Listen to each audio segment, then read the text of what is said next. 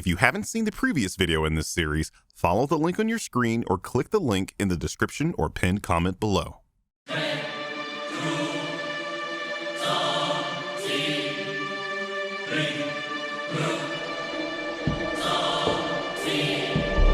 My white is my black, and my black is my white. I stand with white and black, facing back. Whether edgy or polite, bright or uptight, there's the third degree from the powers that be. There are legends of people who start a movie sans narration. Tales have been told about these legends. I could tell you about them, but that would ironically have me commit the sin of narration. He says while literally narrating. I mean, he calls himself the narrator. My son has felt the call of sin, but the good Lord calls upon us to be fishers of men who sin. I feel like Ryan Coogler wrote, produced, and directed this $90 million movie just to patronize the channel. He did not pay me to do what I do to you. Although I do get accused of being a shill quite often by people who don't know what that word means. Trust me, the only people that pay me are Google. And any generous audience members that leave a super thanks. Oh, I'll wait for you to donate to the channel. Still waiting. Oh, so you broke, huh? But you can order a 10-piece lemon pepper meal from Wingstop through Uber Eats. Uber Eats! That's like $500,000. I want you to swear to me and before this congregation to leave those sinning ways where they lie. Yeah, sure, but could I get some first aid? You know, if you or God could be bothered about that? It's almost like the religious don't believe in medical science. Otherwise, we wouldn't have morons calling vaccines jabs. Or the plague. Or the Spanish flu. Or teen pregnancy. Or grinder outages at Republican rallies. Wait, no, that's a different thing. Rumor is that Christopher Nolan advised on some of the aspects of filming in IMAX, but was politely asked to leave after his tirade about shooting everything practical and how they should actually clone Michael B. Jordan. Saying all this bullshit instead of removing a sin for the fact that they had to invent technology just to get this shot. Moving the art form forward is always a good thing. You boys twins? Okay, wait, hold on now, man. What are you getting at? You trying to say all twins look alike? Well, not all twins look alike, but most identical twins do look alike. That's what identical means. Also, yelling at the screen cliche. To play music for drunkards, philanderers who shirk their responsibilities to their family so they can sweat all over each other. Oh, there, Jedediah. I thought your job was to dissuade Sammy from going to the juke tonight. For a normal person, that would have. I mean, who the hell wants to even watch people sweat all over each other if it's not porn? But Sammy is a dude that likes to eat cat after it's been marinating after a long walk in Mississippi heat, so you may have a point. That nigga nasty. You keep dancing with the devil. One day it's gonna follow you home.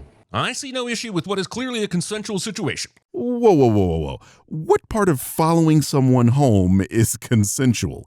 Seriously, someone check the hidden section in Jeremy's iPhone. Making the situation more dangerous by throwing knives. Or showing the audience how in tune the Smokestack twins are with each other. I'm thinking we just set up tonight. Open up next weekend. Nah, that. It's gotta be tonight. Grand opening, start this with a bang. No reason beyond a bang, and the story needing it to happen this way is given for this rushed grand opening. Nothing about this implies the grand opening is rushed. Smoke is the more reserved of the two, and Stack is clearly a bit impetuous, but they already planned all of this. Smoke is just having some second thoughts since the clan member that sold them the place put them behind schedule, meaning they are not rushing, they are behind the original schedule. Eat shit, Costco. Slow your roll there, champ. This is 1932, and 5 cents adjusted for inflation puts hot dogs at $1.19 in 2025 money.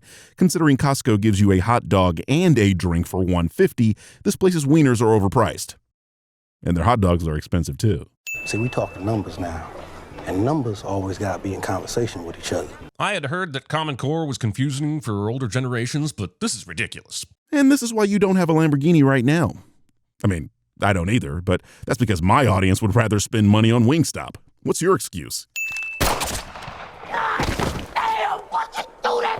Robbing a notorious gangster and being incredulous about the results. I mean, Smoke did lower his weapon and have a whole conversation with Terry indicating they are familiar. I would have been confused if I got shot by a friend too. Every cool's got a button on it towards the top, and you want to keep a woman. You find it, lick that. This movie did not exist when I was in college. Yeah, but clitorises did, and if you saw that and ignored it, that's on you, bud. You used to beat y'all? Me mostly. He ain't mean it. Beating someone without meaning it would require Jackie Chan levels of comedy karate that I don't believe this movie is committed to. Jackie Chan is Chinese. He performs kung fu, not karate. That's racist. I got socks older than this here boy. What the hell you know about the blues? Having socks older than a grown man says less about his blues ability and more about how well you take care of your socks. Jeremy, I'm sure the implication was that he's not a grown man. There's a point where the inability to understand metaphors crosses over into stupidity, and I think you crossed that threshold long before I started making these videos. We gonna get funky like a Mississippi donkey, y'all. Hey now, Stack, you're gonna have to go to West Virginia for that. You're gonna have to go to West Virginia for Mississippi donkey. But then you stuck your tongue in my coos and f***ed me so hard. Thing my college girlfriend said over the phone after messing up the call waiting makes it into the movie. But you just admitted you couldn't find the clip, so I very heavily doubt she called you back. I'm gonna need you to show some respect. Yeah, well, your wife too. Stack survives this. He kinda doesn't. Oh, you meant this interaction. Well then, I would argue that cornbread doesn't. No misery is worth complaining about. Really? You live in Mississippi without air conditioning. I think you are forgetting that we are from Africa. It's y'all that can't handle having no air conditioning. All right, I'm a little bitch that sleeps with a fan on every night, but you know what I mean. Whether it be a mojo bag, an amulet, or a pretzel necklace, the wearer must always break it to symbolize that we are in a movie. If we're going to be pedantic, he didn't break the bag, he broke the string. Not putting up an out to lunch sign before you guys get down and dirty. Neither of these motherfuckers have showered or brushed their teeth before this. I really doubt they give a shit. Who's trying to kill you? Choctaw. Sure wasn't just some fair-skinned Ain't no around here for miles. Imagine being a vampire that just barely survived being burnt to a crisp, and the first person you run into was Bert, the one man who was never taught the difference between racist and anthropologist. Well, vampires are usually portrayed as evil, so I'd assume they just thought they ran into their brethren. When they turned this place into a Jew? We did it today. Which I'm still calling bullshit on. We saw all the traveling and negotiations that had to be done, and we know they gave everyone zero notice. So just in terms of having the time and manpower, the plausibility of all this working out is a bit of a stretch. And that was before I knew they needed to put up high voltage wires. Not when there's money involved. We saw smoke flash around a ton of money when he asked the Chinese merchants to cater the event, and at the end of the movie, they show everyone pitched in to help. The only way this would have gotten done faster is if Mexicans or Japanese people were involved. What are you? I'm a human being. Aha! That's exactly what a not human being would say. I think it's extremely important to acknowledge the commentary on race in this film and not make light of those moments, especially given the climate we exist in today. Sending the message to kids already bombarded with racist rhetoric on Twitter that it's okay to make fun of someone hoping to be seen as a person and not their skin color is bad, actually. Conjuring spirits from the past. Somebody take me. And the future. Okay, this one shot where we see the past, present, and future merging into the same place and time was a big, risky swing into the surreal. Love it or hate it, it's the kind of visual and sonic experience that pushes the medium forward, challenges the viewer, and makes movies worth watching. And on top of expressing the themes and symbols that the movie wants to drive home, it has warmed this sinner's heart. Agreed. You're beautiful. I just want to taste you. Sammy thinks he can say this and then get all bent out of shape when the vampires make him the same offer. Difference is, she ain't gonna die when he does it. His nose will, but she won't. Sir, well, we believe in equality. In the same way a hot dog factory does. I think I'll remove another sin here. Jeremy's joke highlights the issue with Remek's proposition, and it's something I think flew over a lot of people's heads. The vampire Remek represents assimilation, and while assimilation seems like a good thing on its surface, what inevitably happens is that you begin to lose your identity. Like the ingredients that go into a hot dog. I'm sad as all, but I don't need no saving. Yes. Yes, you do. They're setting up this drooling thing as a tell for later in the movie, but this is too much drool too fast. I mean, how do you set up a grown man drooling without it looking terrible? I'm not saying this looks great or anything, just that I don't know how you do it. You can't steal this pussy for a night. Cat burgling. If there was ever a time to remove a sin, it was Haley Steinfeld asking you to jack her box. We've seen the way these vampires eat, yet that horrific bite didn't bleed through her dress even a little bit. It's called Fendi, peasant. Woman, this man showed me kindness. Employed me.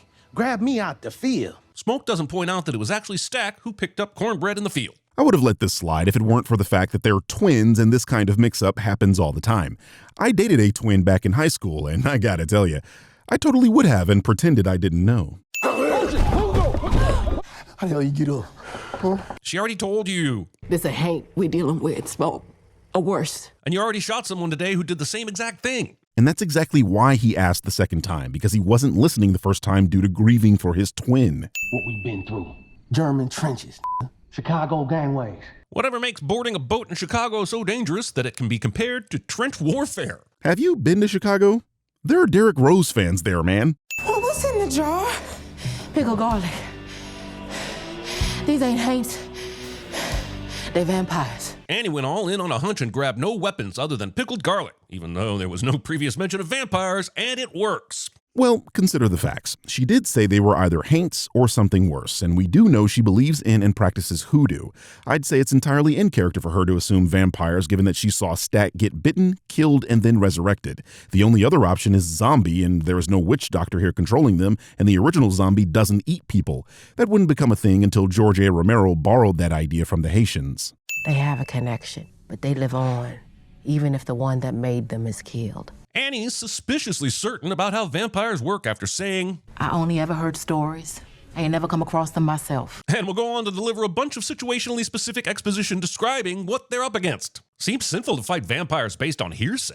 Fam, those are the stories she heard. If she's being presented with irrefutable evidence that vampires are real, then those stories she heard become far more credible. We've seen Remick almost die by sunlight once already, yet he still thinks he has time for this. He kinda does. There's a Chinese lady in the juke joint that's kinda fucking stupid. This is ridiculous.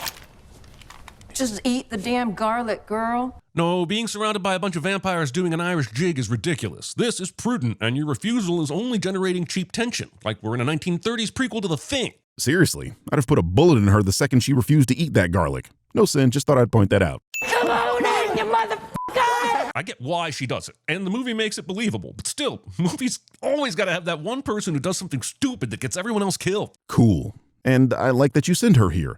But no, this movie does not make her actions believable, and you should have given Grace more sins. They are at the juke joint, and the sun is about to rise. Those vampires don't have the time to go back to where her daughter is and kill her before the sun comes up.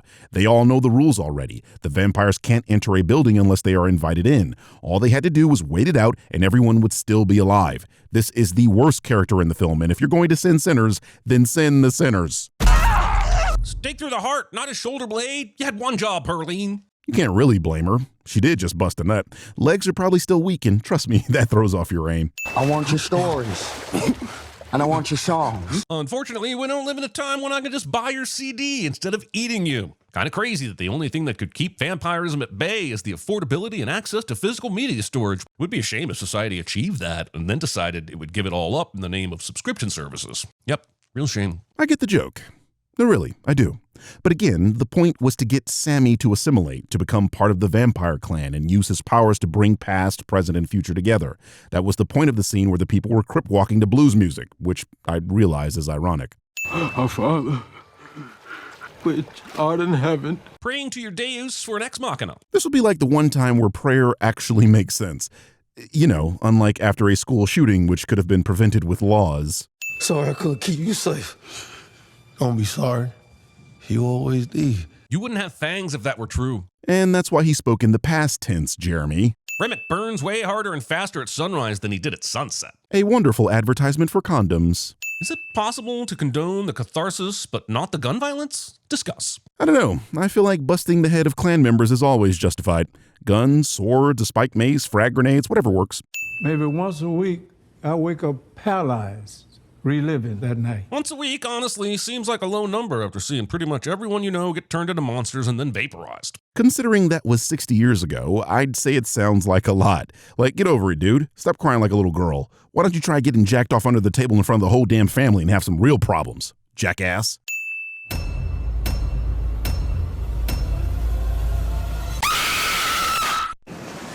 Gotcha. Gotcha.